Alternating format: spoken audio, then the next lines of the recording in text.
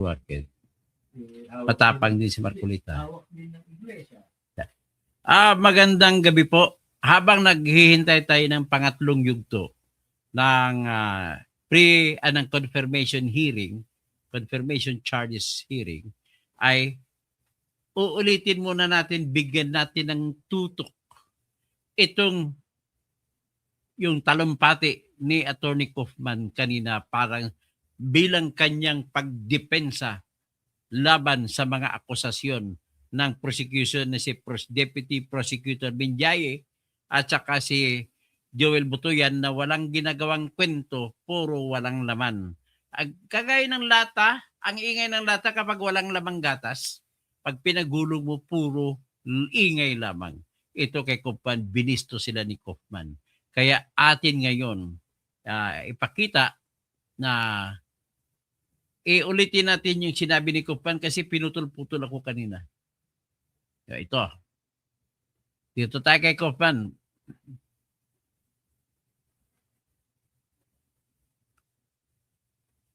Mr. Kaufman, please.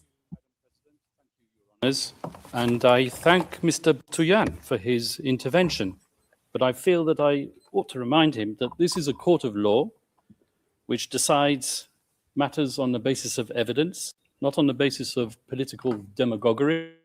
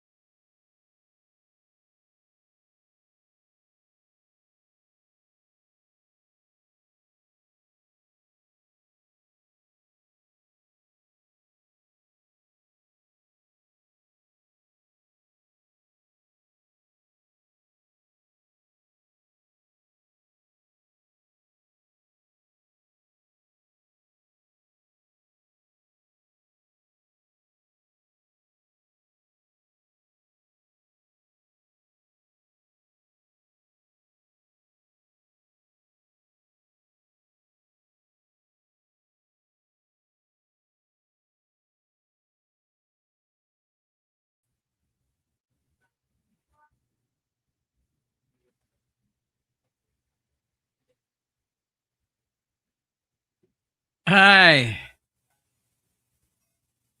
pasensya na pinutol na naman tayo.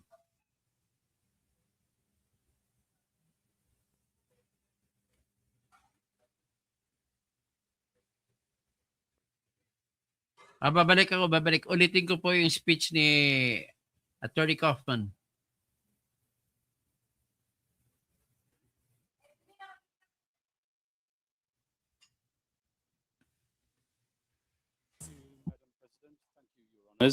And I thank Mr. Tuyan for his Mr. Butuyan.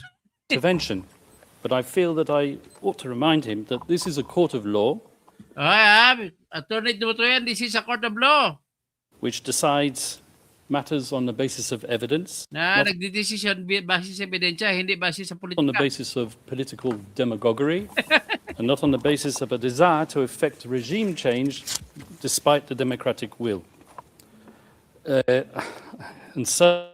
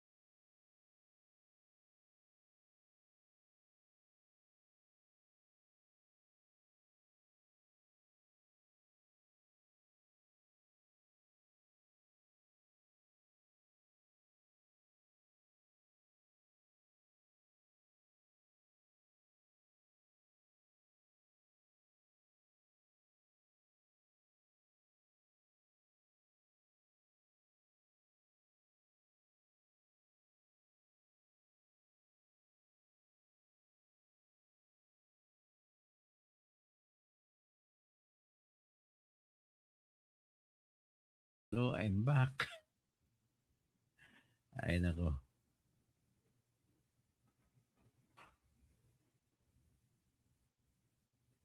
Hello, I'm back.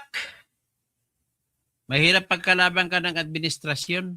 Ito po ang nangyayari sa akin. Magla-live ka lang naman, inaatake pa ng DICT. Naku naman talaga itong mga kwa na to. Pagkalaban ka, nangyayari, lagi nangyayari sa akin ito eh. Yung ibang vlogger hindi naman ginagawa ng ganito.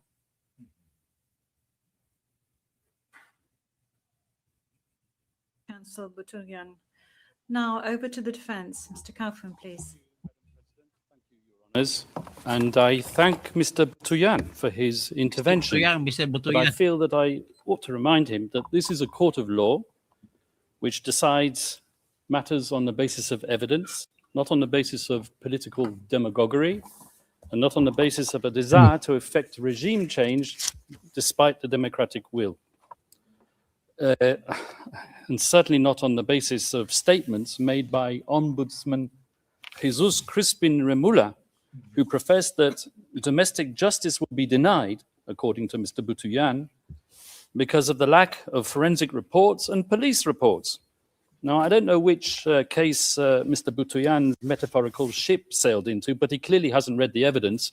Whilst he was speaking, we examined the evidence, and out of that evidence, we found at least 35 reports substantiating 49 of the incidents which are mentioned in a document containing the charges. Your Honours, Rodrigo Duterte was and will always remain a unique phenomenon. His style of statesmanship was novel and unpalatable to many. His expletives and hyperbole grated, while his honesty and wild popularity irritated. He spoke openly, from the heart, sincerely and truthfully. And what a contrast between him and his successor in the Malacanang. For President Rudy, his word was his word, and the people knew it. For President Bong Bong, his word is for the wind, and the people will not forget it. Let me remind everyone of the letter which President Ferdinand Marcos Jr. signed, it's on the screen, and in which he gave a cast iron undertaking that his government, and I quote, will not assist the ICC in any way, shape, or form. Ayan binabanggit niyang hindi na siya mag-assist. Pero ngayon, pati mga pamilya ng victims, binibigyan ng gobyerno ng pera pamasahe sa ICC. Kada isang tao, tandaan mo halos 200,000 ang gastos ng eroplano papunta doon. Isang tao lang. Pabalik, 200,000. Saan kukuha ng kalahating milyon bawat isa dyan? Hindi gobyerno. Well, as we know, Ang ibig sabihin, talaga may effort sila gibain na Duterte. Yan na lang ang mission, kaya sa susunod, palabasan ng mga warrant of arrest si Sara Duterte. Oras na mangyayari yan, wala kay mga masisira na talaga Duterte. Ako na to, BBM.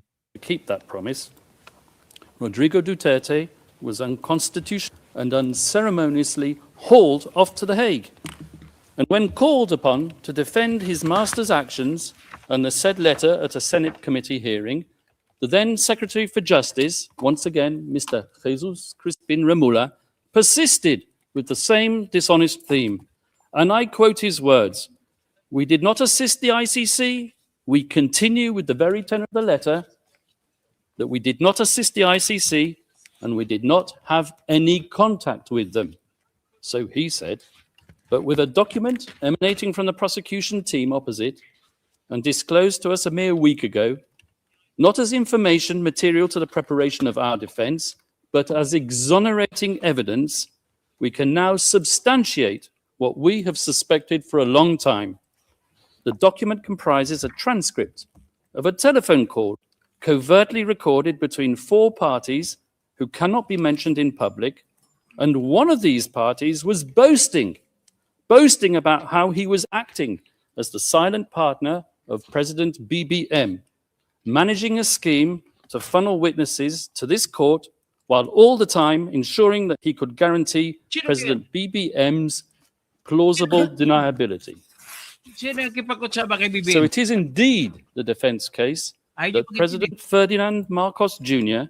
set out to neutralize Sino yun? Rodrigo Duterte and his legacy. Bakit Yes, tayo Mr. bibigyan? Deputy Prosecutor, I used that legendary word, Ah, neutralize, Trillanes. so central and so essential to your case theory, because you know just as well as me that I'm using the term metaphorically. And now I turn to the substance of the charges, but before I do, Trillanes, oh. a word or two about the geopolitical context. The scourge of illegal narcotics is not unique to the Philippines. As we all know, it afflicts Latin America, where I can name 3 countries where the death rate at the hands of vigilantes and law enforcement agents per capita population is higher than it ever was under Duterte. And as you should know, and you will hear from the prosecution, at any rate, the Philippines as a country is uniquely positioned to act as a transit hub for the trafficking of narcotics emanating from the cartels in China. And with or without Duterte, so we argue, the death rate would have kept on rising. Indeed, as we will prove with statistics and reports, the death rate flowing from narcotics-related crime actually increased after Rodrigo Duterte left power. And where, I ask you, has the International Criminal Court been seen that Rodrigo did anything? The totally lawful Duterte campaign against illegal drugs and their suppliers took place when his administration was after the declaration of martial law. And it was on that significant day that Rodrigo Duterte was exposed to the tyranny of oppression and the abuse of power by the elite.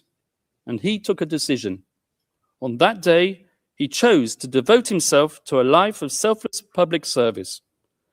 As a professor at the local police academy and as a public prosecutor in Davao, Rodrigo Duterte developed a lifelong passion, some would say an enduring obsession, for law and order, something for which he unapologetically enforced throughout his time as mayor of Davao City. Not, as the prosecution say, through sowing murder and mayhem, but through winning the love, respect, and admiration of his fellow citizens. The very same citizens who continued to re-elect him time after time, term after term, on no less than 7 occasions over more than 2 decades. And throughout his 20 or so years tenure as the mayor of Davao, Rodrigo Duterte and his family transformed that city from an outpost of communist insurgency and criminal violence into what is now one of the safest cities, not just in the Philippines, but in the entire world. This was indeed the so-called Davao model, which the prosecution wants to persuade you was code for unbridled criminal violence. And this was the type of leader that the Filipino nation wanted in 2016. So, Rodrigo Duterte was elected into power, not in spite of, but specifically because of his firm and uncompromising commitment to upholding law and order. And after his election as president, Rodrigo Duterte remained a man of the people without seeking to patronize the people. Gung-ho in his ways and with a belligerent tone, he spoke the tough tongue of the street, not the dissembling discourse of international diplomacy. He said what the people wanted to hear, but he said it in a way that offended sensibilities of world leaders unaccustomed to hearing it, one in particular, and that was what set him on the slippery slope to a prison cell in The Hague. And let me tell you how it works. It starts with the media, controlled by the powerful and the politically influential. With a sensational headline and a twisted editorial slant, the moguls sell their papers while promoting the partisan agenda of their backers in power.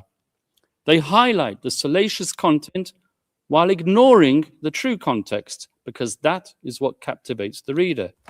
And so it was with Rodrigo Duterte, whose speeches were fertile fodder for his enemies and detractors, a man whose hyperbole, bluster, and rhetoric, once published, became a natural target for privately funded NGOs and human rights activists, a loose collective more commonly known as civil society.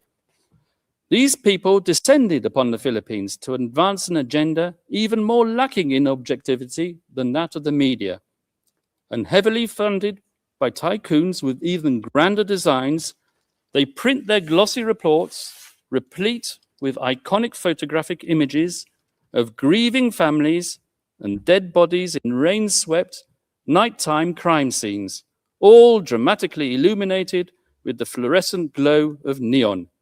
Images carefully crafted to shock the conscience and to sway the emotions, and, I may say, to be used by the prosecutor when they don't even relate to the charges. And they gave their slick reports bold titles lifted straight out of a James Bond movie, such as License to Kill, James Bond movie lang. One Shot to the Head, You Can Die Anytime, or simply, They Just Kill. The photographers are fated and their shots exhibited as art all over the world, and the brave journalists who act as their sources win awards and Nobel Prizes. And slowly but surely, their narrative becomes the sacred, unchallengeable, and unshakable truth. And so the pressure builds up, and the academics who haunt the corridors of the progressive left law faculties far away in the United States tweet their research and publish their articles pontificating about crimes against humanity, systematic attacks against the civilian population, and they point their finger at one man alone, and bandy about slogans such as accountability and the prevention of impunity. They give their gratuitous advice on what should be done, sometimes academics who formerly worked alongside the prosecutor of the International Criminal Court. Communications and complaints are filed, and the rest, as they say, is history. In any event, we're not gathered here today to judge a man on the basis of his coarse attitude or his vulgar language. This court has convened a confirmation hearing to verify whether substantial grounds exist to believe that Rodrigo Duterte, the people's president, together with various so-called co-perpetrators, over the years of his governance, devised a criminal policy of wholesale and wanton murder. And since we are in a court of law, it is worth stressing, although I should not have to, cases are decided on the basis of evidence, not supposition, not rumor, not spicy gossip, and certainly not on the basis of political rhetoric and bluster. Because at the end of the day, were it not for those belligerent and controversial speeches, there would have been no impetus to bring the people's president to The Hague.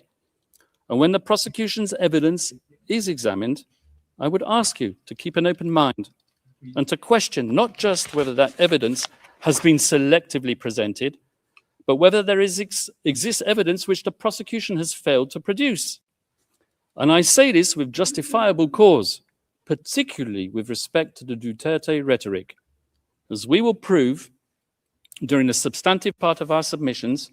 The notorious speeches on which the prosecution relies have been cherry-picked to suit its narrative, while ignoring the many other speeches when the former president tempered his bombastic language by clear reference to the principle of lawful self-defense. We, the defense, have read as many of these speeches as we can find. In fact, in our poky little office on the top floor of the furthest building away in this complex, we have a counter which ticks and ticks.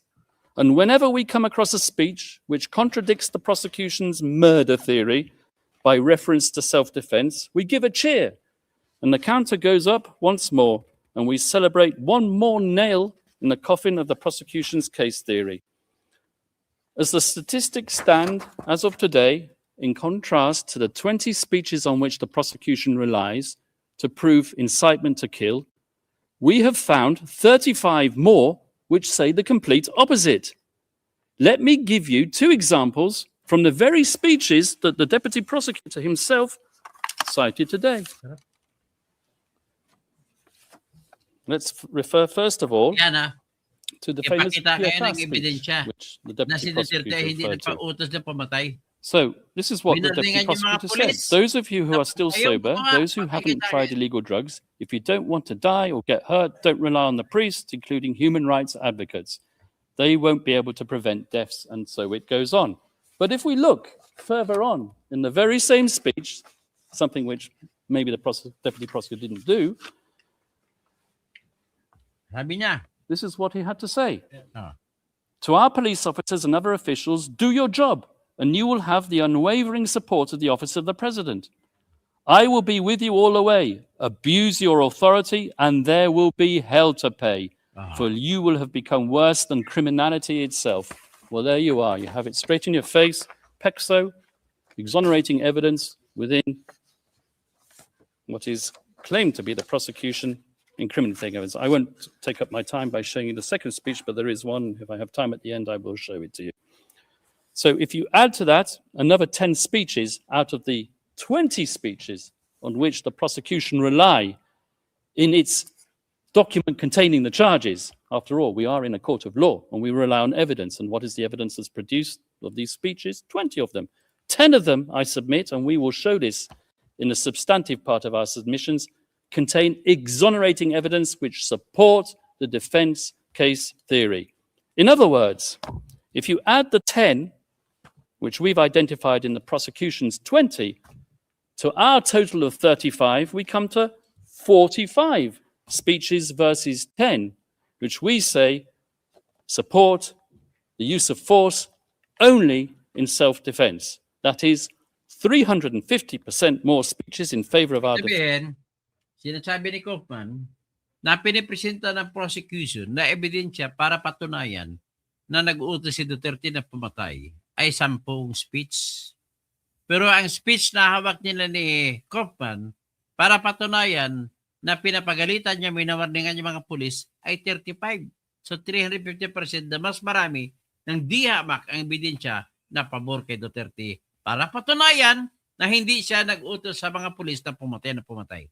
Defense and 354% more reasons not to confirm the charges.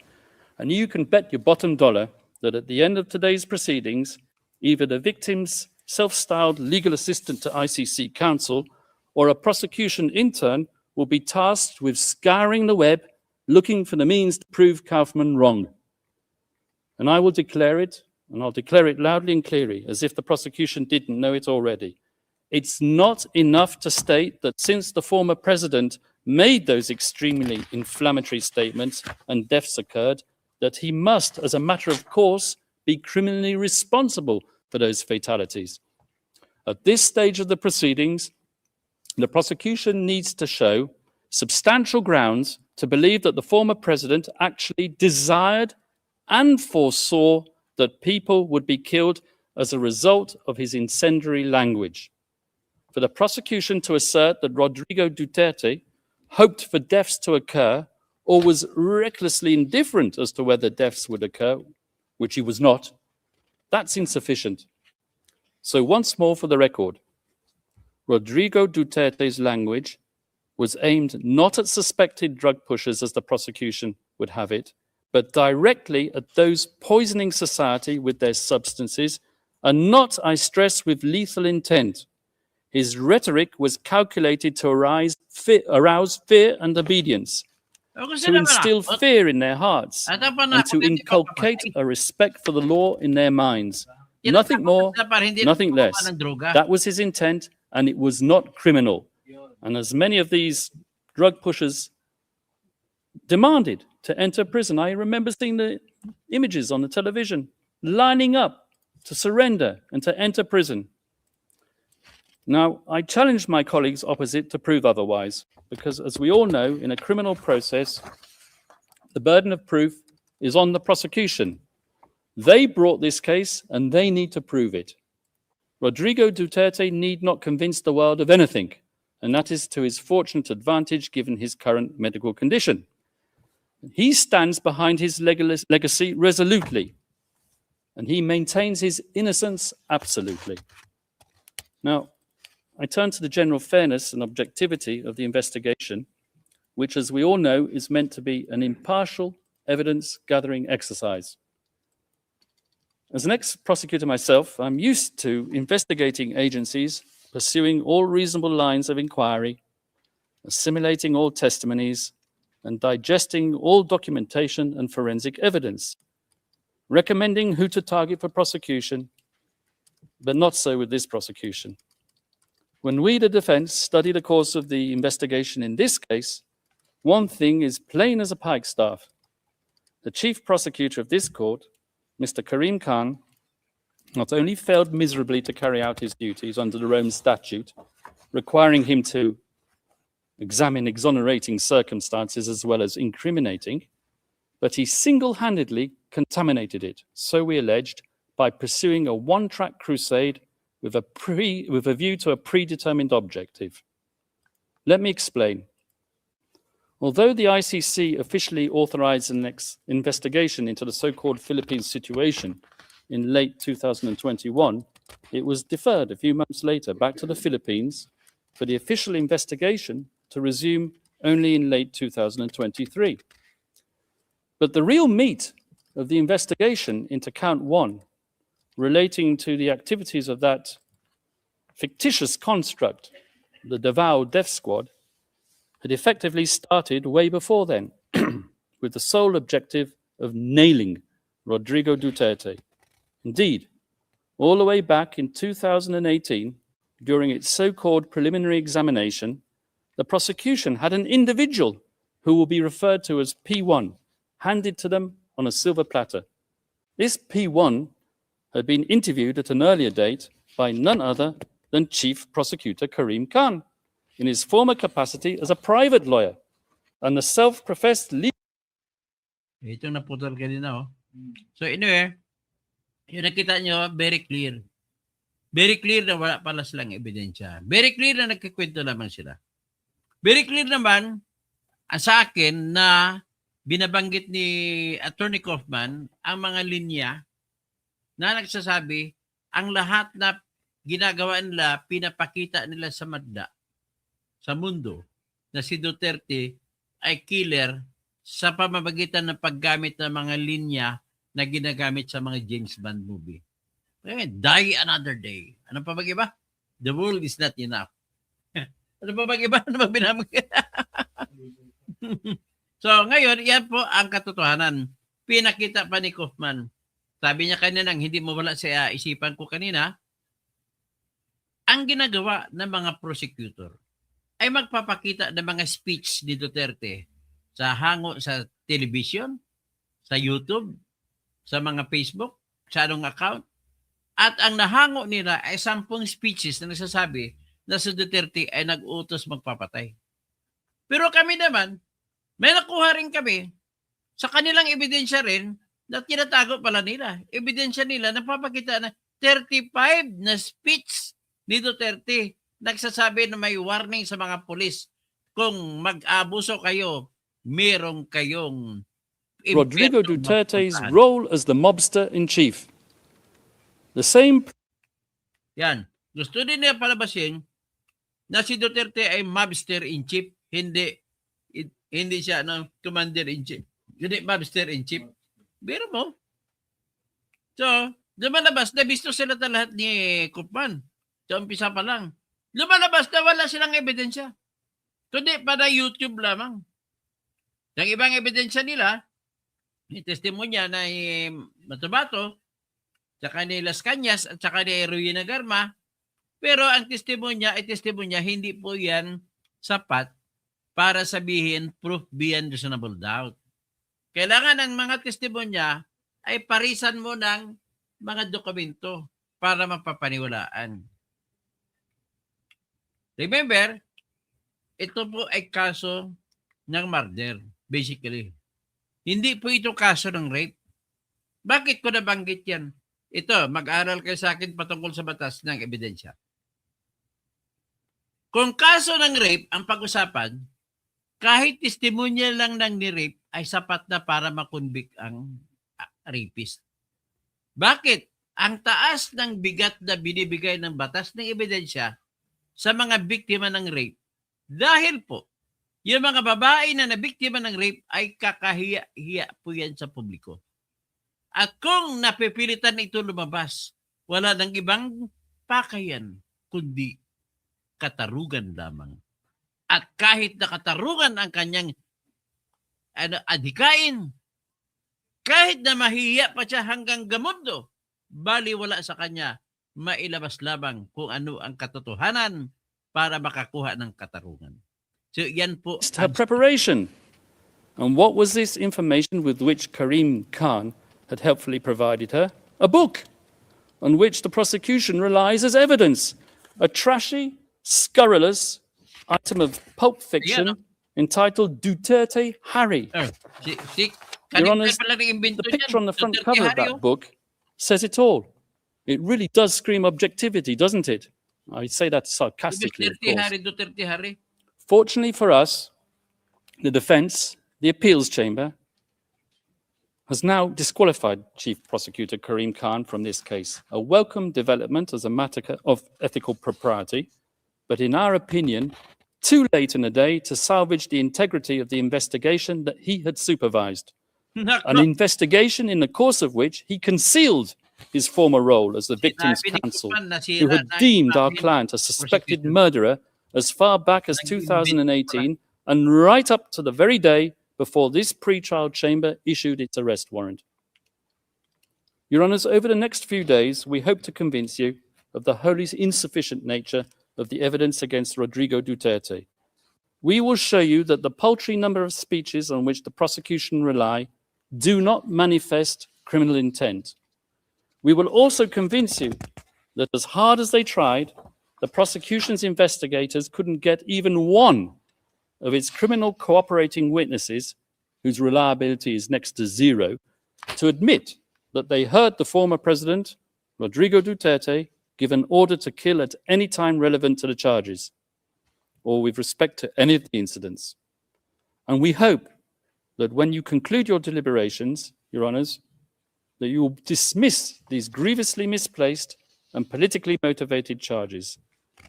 We will ask you to send Rodrigo Duterte back to his family, and we will ask you to give back to the Filipino people their tatay digong. Thank you, Your Honours. Yun. Very clear. Presiding Judge. Thank you very much, Mr. Kaufman. We shall now suspend. This is the end of initial... Kaya hanggang dyan lang tayo kasi mag-i-iri pa tayo mamaya. So very clear, pinisin ko lang uli ito para magiging klaro sa lahat na klaro na po na nag-imbento lang ng ebidensya ang kalaban natin. Tanim ebidensya lamang sila. Sabi nila, ang binasihan nila lumalabas ay yung mga speech ni Duterte sa telebisyon, sa YouTube. Sabi ni Kaufman, lahat ng mga speech nila ay 10 lamang na nagsasabi na pwede mong sabihin na nag-utos si Duterte sa mga pulis na pumatay kayo ng mga adik.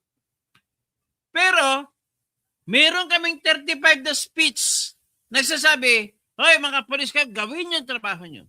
At kung oras na inabuso ninyo, mapupunta kayo sa impyerno. Ibig sabihin, hindi po niya tinotolerate ang mga pulis. Tapos na. Yan pa lang. Acquitted na. Yan pa lang. Kahit hindi ko natitingnan ibang ebidensya, acquitted na. Kasi mawawala na ngayon ng elemento na nag-uutos siya na pumatay. Yun lang namang ang kakabit sa kanya. Nag-utos ka ba pumatay? Eh kung walang ebidensya, maaring nag-utos. Kaya ang problema natin ay walang ebidensya. Ang problema lang kasi ng umaako sa Benmar Huerte, kamag-anak ni Gregorio Huerte del Pilar, ay sinasabi nila na si Duterte, yan ang pinakasusi ng kanilang akusasyon. Kasi iba patunayan nila na maraming namatay. Given na yan. So para mapindown na si Duterte ang nag-utos. Kilala ba ni Duterte lahat ng pulis? Yan ang gusto na palabasin. Na si Duterte nag-utos. At gusto na palabasin, kaya ang pag-utos ay sinusunod ng mga pulis. At ang pag-utos din ay dinadaan sa pamamagitan ng pag-speech. Pero binilang nila ni Kaufman ang ebidensya na sinumiti ng prosecution, ang speeches ay 10 lamang. at binilang din ni Kaufman ang kanilang ebidensya ng mga speeches na nagsasabi, pag umabuso kayo mga pulis, kayo punyeta, kayo mapupunta kayo sa impyerno. 35. Ibig sabihin, 350% na higit na mas marami ang ebidensya na magsasabi na pinapagalitan niya, winawarningan yung mga pulis na huwag kayo mag-abuso. Ha? So, ibig sabihin, alam na ninyo, very, very weak talagang ebidensya ninyo. So, paano ba ngayon yan? Ano ko na po, nakikita ko na Benoit Duerte. Pagtatapos itong prosesong ito, confirmation of charges, makakauwi na si Digong Duterte at hindi na pag-usapan kung may jurisdiction o wala. Kasi walang ebidensya eh. Ganun na mangyayari. Okay? So hanggang dyan lang muna tayo. Babalik po tayo mamaya at ilabas natin po ang part 3. Okay. Okay